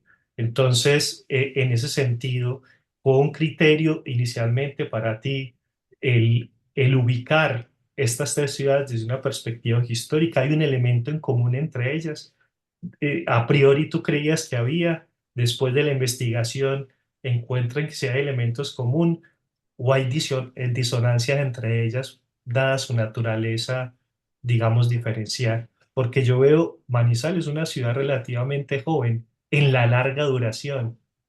Es una ciudad de una colonización del siglo XIX. Chillán, ¿a qué época corresponde? Y Juiz de Ujú, Fora, ¿a cuál? ujú. No, bueno, muy valiosa la anotación y la pregunta.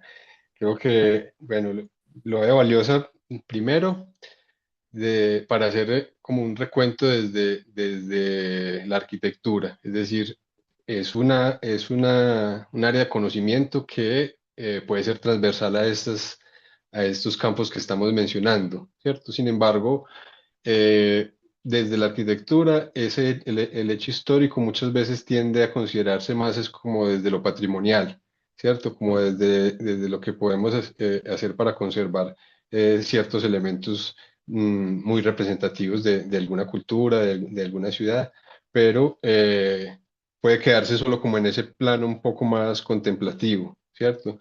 Entonces hubo que salirse de ahí y efectivamente ir a revisar los procesos de cada una de las ciudades. Con ciertas intuiciones, sí, al principio, pero también había una claridad, por lo menos desde las expectativas, es decir, vamos a ver diferencias muy marcadas, por lo menos entre las ciudades de la herencia española y las ciudades de la herencia portuguesa.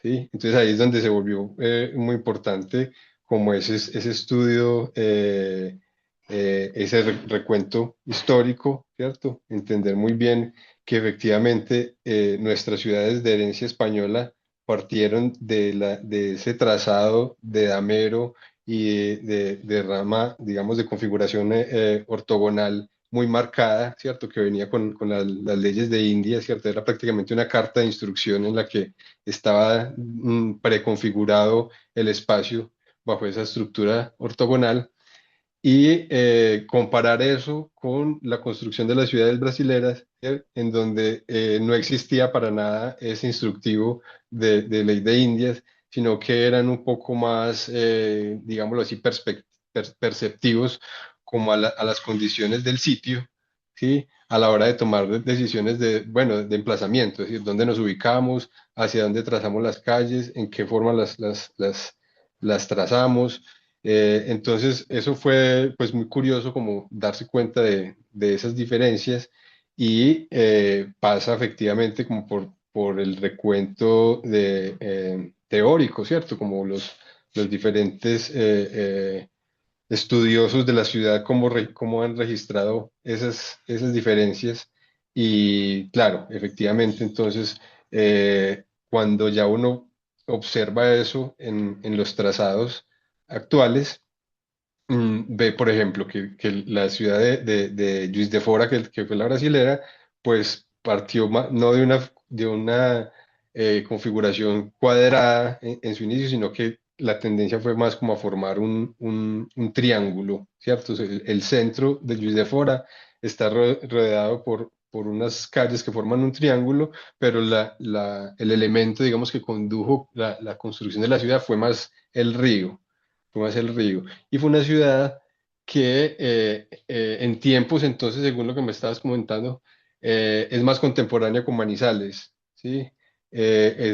También fue una ciudad muy del siglo XIX, o sea que tienen casi la misma edad, ¿sí? Pero con líneas de urbanización pues muy diferentes en ese sentido. Y de otro lado, eh, Chillán y Manizales, entonces, aún compartiendo como esa estructura inicial ortogonal, Chillán es una ciudad colonial, ¿cierto? Es una ciudad que surgió cuando, sí, todavía en la época de la colonia. Manizales, en cambio, es una ciudad republicana en ese sentido, o sea, surgió cuando ya Colombia era una república, pero entonces el desarrollo de Chillán fue supremamente lento y además de lento fue un desarrollo muy trágico, ¿sí? Muy trágico en el sentido de que actualmente, por ejemplo, la ciudad es conocida como la ciudad de las cuatro fundaciones. Es decir, que fue una ciudad que la tuvieron que fundar varias veces hasta conocer la ciudad como la que se conoce actualmente, y esto pues por dos condiciones muy particulares del sitio como tal donde está, y es una zona sísmica, ¿cierto? De mucho riesgo sísmico, en donde diferentes terremotos implicaron la reconstrucción o la refundación de la ciudad en ciertos momentos, o también una zona, digamos, inundable, que también implicó que una de esas cuatro fundaciones hubiera sido a causa de una inundación. Entonces, mira que esos hechos históricos, ¿sí? Que fueron tan determinantes, pues no podían quedar por fuera de la investigación, ¿cierto? Porque si yo quería entender cómo era, la investigación como tal se concentró en estas últimas 4 décadas, pero era como muy difícil caer en un paracaídas en las últimas 4 décadas y entender qué había pasado antes y por qué, ¿cierto? ¿Por qué Chillán en este momento es una conurbación entre dos municipios, que uno es Chillán y el otro es Chillán Viejo, ¿cierto? Pero eso tú lo ves allá espacialmente y le pueden informar, decir, no, aquí estás en Chillán Viejo y aquí estás en Chillán, pero queda la pregunta, ¿pero por qué? Porque son dos municipios con el mismo nombre y porque en este momento forman, digamos, una conurbación, pero no todo el tiempo fue así, ¿cierto? Entonces, surgió la ciudad, llegó un terremoto y después del terremoto decidieron, no, vamos a fundarla en otro lugar, aquí más arribita, por decir algo, ¿sí? Y en ese momento entonces algunos habitantes dijeron, no, yo no quiero perder mi casa e irme a fundar el pueblo en otro lado. Entonces se agruparon unos y dijeron, no, vamos a quedarnos acá. Y entonces ahí fue donde surgió Chillán Viejo y la nueva fundación formó Chillán Nuevo, digámoslo de alguna manera, formó a Chillán, pero siguió corriendo el tiempo y ambos centros urbanos fueron creciendo hasta el punto de encontrarse y formar una conurbación. Y hoy en día, entonces, siendo dos municipios o comunas, como las llaman allá en Chile, forman un solo conglomerado urbano, ¿sí? Ellos pues, han trabajado de manera independiente como sus planos reguladores, como se llaman allá, pero creo que ahí hay un elemento pues que es digno, digamos, de rescatar y es que después del tiempo ellos lograron conciliar sus instrumentos de regulación urbana al punto de generar un plan conjunto, ¿cierto? Que creo que es algo que, por ejemplo, puede estar haciendo falta ya puntualmente aquí en la ciudad de Manizales, que está conurbada con Villa María, o que cada vez tiende más pues a conurbarse. Sin embargo, los planes eh, todavía son independientes.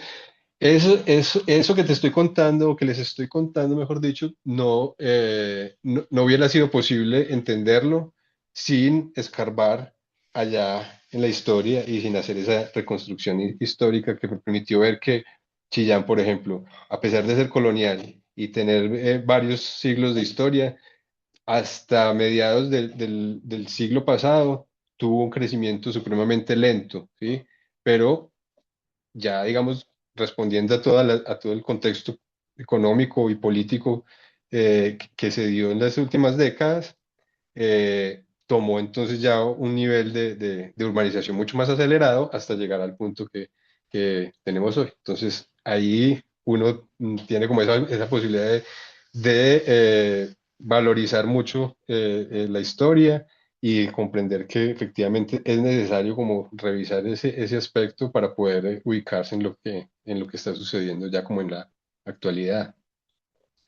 Creo que por ahí Juan, va la cosa. a nivel teórico, tú referenciaste una escuela de pensamiento o una tendencia, como es la escuela alemana que se ha preocupado tanto por estudiar las ciudades latinoamericanas y sus cambios geohistóricos y en la misma dirección morfológicos, en los cuales Ujú, uno pues, de sus grandes representantes es Mijael Janovska, pero también está Alex Borsdorf, entre otros. Sin embargo, hay otra escuela latinoamericana que podríamos ubicarla en Chile, con los trabajos de Francisco Sabatini, de Gonzalo Cáceres, de Jorge Cerdá, en los cuales ellos yo creo que se comprometen más a una perspectiva como la que tú has trabajado, es decir, mirar tanto la morfología como unas características sociológicas y políticas que van marcando la tendencia de fragmentación socioespacial. Pero a cada una de esas dos escuelas, ¿tú qué le ves de positivo y de negativo en función del trabajo del estudio de la fragmentación? ¿Te sirvieron? Y me imagino que las abordaste como un marco teórico de soporte de tu investigación. Uno siempre encuentra vacíos. Y yo creo que tu ujú. investigación justamente va en esa dirección, en pensar la importancia que tienen esos marcos teóricos, pero también sus vacíos y cómo llenarlos. ¿Cuáles son esos vacíos que tú encontraste en términos teóricos? Bueno. Pues ahí, Esto no es una evaluación doctoral, ¿no?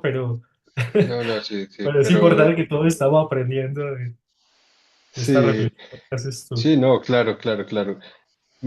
Bueno, primero creo que habría que decir que me sorprendió cuando iba como entrando mucho en materia, eh, encontrar trabajos de las décadas de los 90 o la primera década de este siglo, sobre Manizales, por ejemplo, hechos por geógrafos alemanes, ¿cierto? Hay uno que se llama Gunther Mertins, por ejemplo.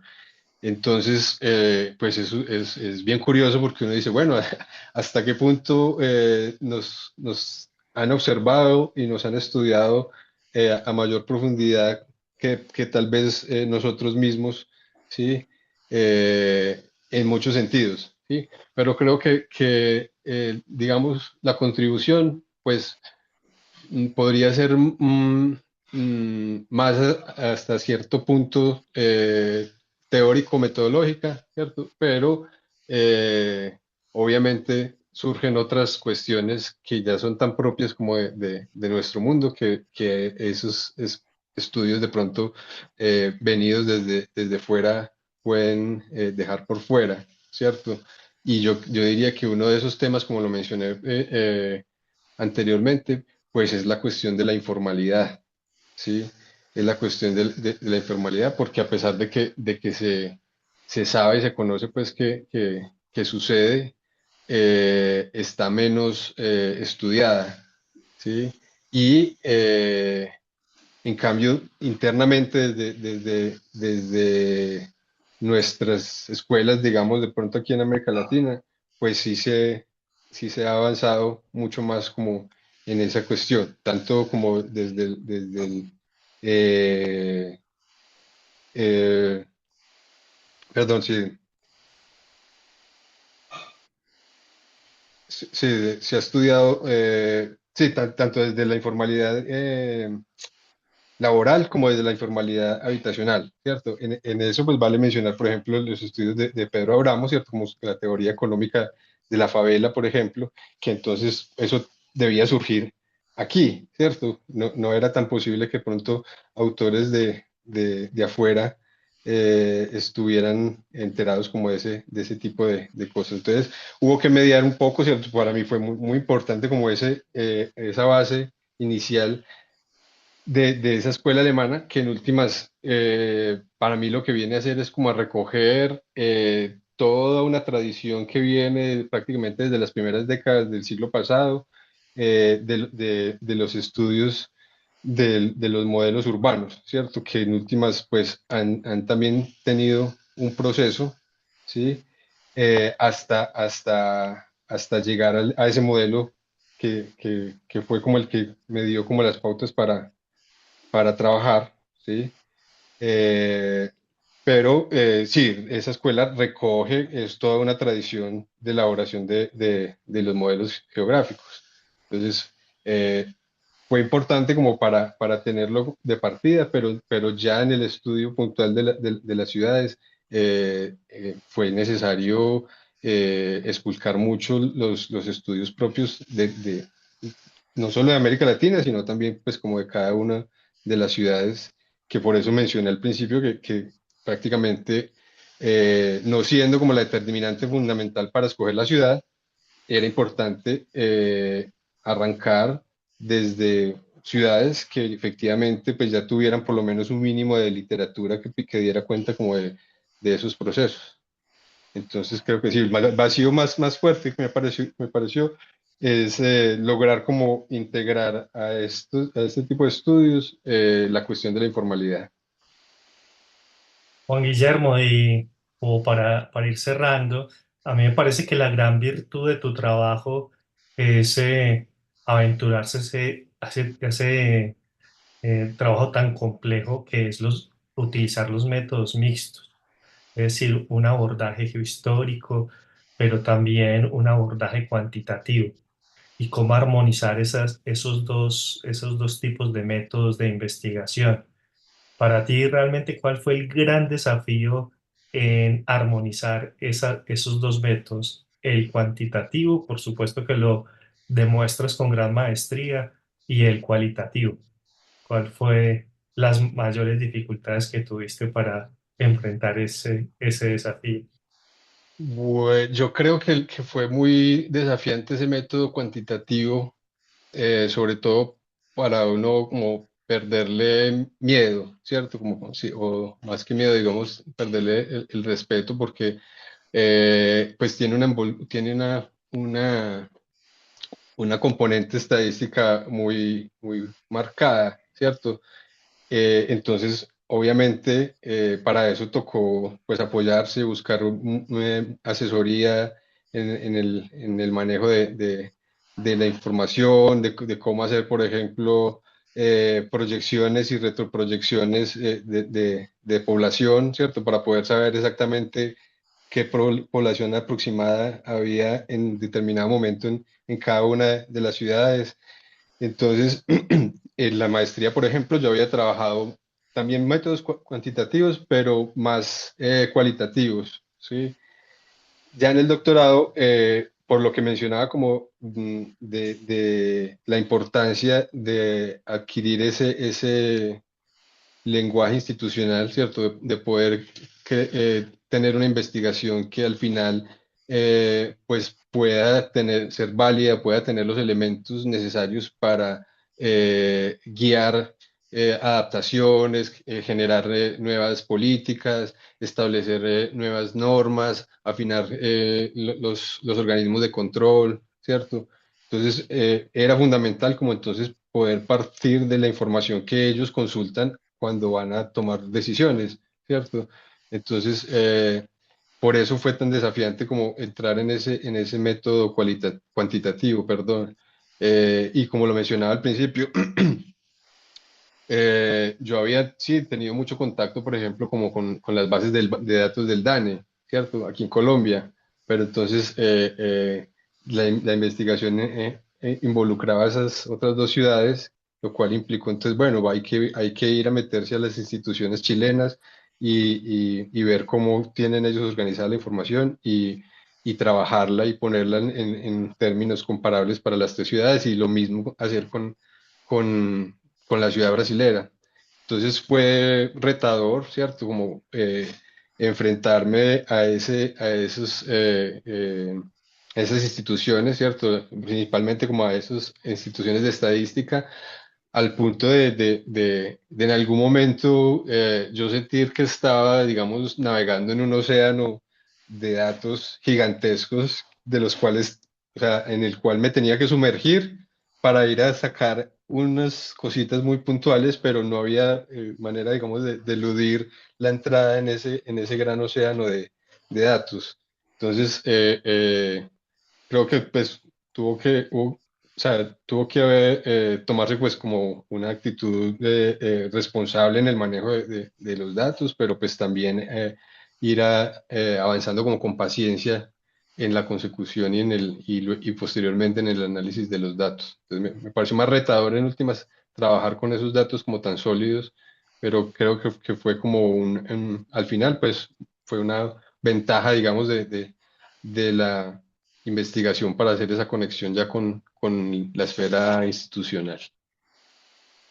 Y por último, como hemos venido hablando en las últimas semanas, el trabajo de Juan Guillermo ha sido muy importante no solo para los que a futuro van a ser o los que son los planificadores que toman las decisiones, sino para el movimiento social de la ciudad de Manizales. Manizales es una ciudad muy activa en la lucha por algunos derechos y en particular el derecho a la ciudad. Y esta investigación realmente ha causado, digamos, un enorme interés, dado justamente hasta el neologismo que tú planteas, la ciudades. Eso pareciera una cosa compleja de entender, pero es que el hecho de lo que es la ciudad neoliberal es un poco desnaturalizar la esencia de una ciudad en su ejercicio democrático. Ujú. Estamos tratando de recuperar el ejercicio democrático en esta ciudad en particular y el movimiento social de la ciudad entiende este aporte que tú has hecho. ¿Cómo va este proceso de diálogo con los movimientos sociales y esa pedagogía ciudadana que estás haciendo con tu trabajo? No, excelente, excelente, pues como la pregunta y pues porque es lo que va a ser, digamos, como un puente, o está haciendo un puente entre la academia, la investigación académica y el quehacer como tal del ordenamiento territorial. Pues ha sido muy gratificante encontrar eco en diferentes instituciones y lo importante es que no solo como instituciones académicas, sino también organizaciones de la sociedad civil, en donde este tipo como de reflexiones por un lado y de sugerencias por el otro se vuelven como un incentivo para ser más vigilantes en la revisión y muchas veces en el seguimiento que se le hace al plan de ordenamiento para nuestro caso. Es decir, por ejemplo, aquí en este momento la ciudad está como emprendiendo un proceso de revisión de ese plan de ordenamiento y esas organizaciones de la sociedad civil pues tienen como ese interés en participar o por lo menos ser vigilantes de las posibles transformaciones que se hagan y para eso es necesario tener argumentos sólidos y ojalá pues como de peso científicos, ¿sí? Para poder exigir que se transforme de cierta u otra manera. Entonces, llevo poquito como en ese plan, ¿cierto? Como de difusión del trabajo aquí puntualmente, pero en esos acercamientos a diferentes colectivos de la sociedad civil ya ha habido o se ha manifestado pues como ese interés de que se integre mucho los resultados de la investigación. Entonces, lo próximo que sería, o sea, que es una esfera un poco más difícil como deben ser y es efectivamente llevarlo a la esfera administrativa como tal, ¿cierto?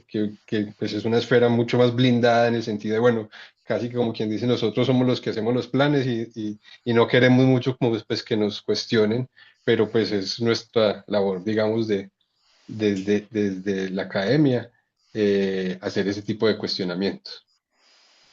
Bueno, pues agradecemos muchísimo entonces a Jorge y a Juan Guillermo.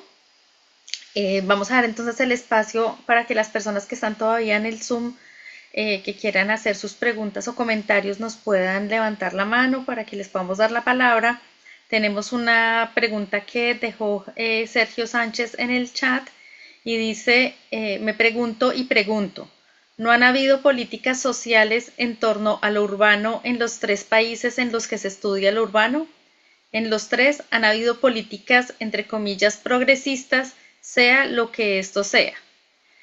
No sé si, ¿qué piensas tú, Juan Guillermo, de la pregunta de Sergio? Eh, no, el tema creo que ha sido, yo voy a apagar aquí esta, a ver, el tema, sí ha habido históricamente instituciones encargadas muchas veces de la producción de vivienda social y precisamente eso es lo que caracterizaba en gran parte como ese momento de entre ciudad sectorial y ciudad polarizada, a pesar de que esas características van es como a advertir de los movimientos que pronto podían estar teniendo los diferentes grupos sociales. Marcaron momentos en los cuales el Estado sí tenía una presencia mucho más vigorosa en esos procesos y no solo en Colombia, sino pues en los otros países. Es posible que de los tres países, aún Brasil sea el que conserva un poco más como esa visión o esa perspectiva social, ¿cierto? De construir la ciudad, de tener apoyo para la construcción de vivienda, por ejemplo. En Brasil hay un plan de vivienda que se llama Mi casa, mi vida, Miña casa, Miña vida, que ha pues impactado positivamente en muchos lugares, obviamente también con muchas críticas desde diferentes puntos de vista, pero pues eso hace que posiblemente los tres países, pues Brasil conserve un poco más como esa perspectiva social de apoyo a la construcción de la vivienda y la ciudad. Además, pues tienen también como el Ministerio de las Ciudades constituido claramente. Y en Brasil, por ejemplo, el derecho a la ciudad es efectivamente un derecho constitucional, ¿cierto? Lo cual, por ejemplo, pues no existe ni en Chile ni en Colombia.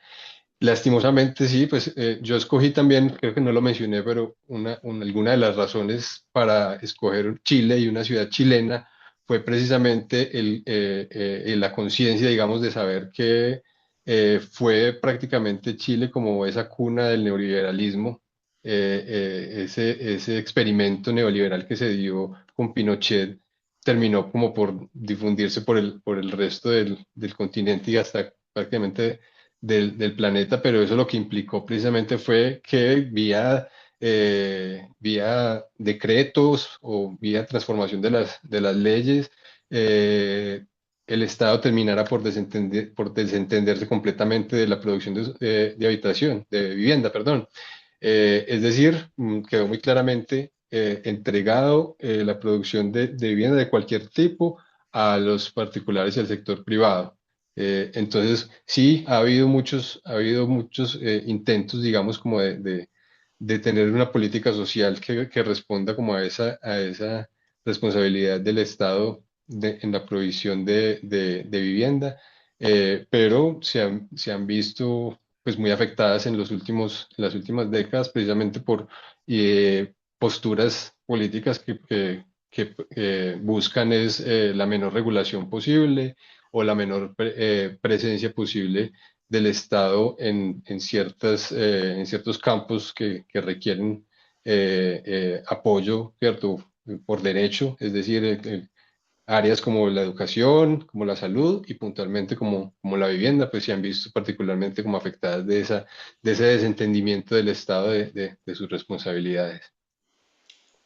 Bueno, pues agradecemos muchísimo. No sé si hay alguna otra persona que quiera hacer algún comentario o pregunta.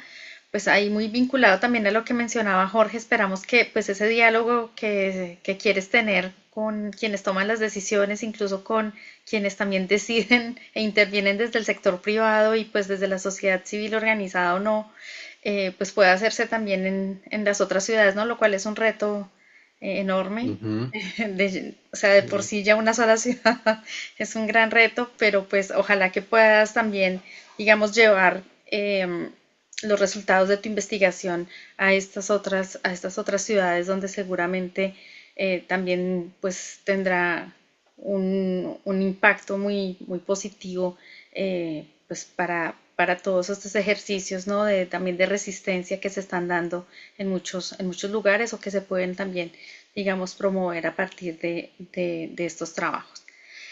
Bueno, creo que ya no tenemos más intervenciones, entonces no sé si ya Jorge y Juan Guillermo quieren hacer un último comentario antes de despedirnos.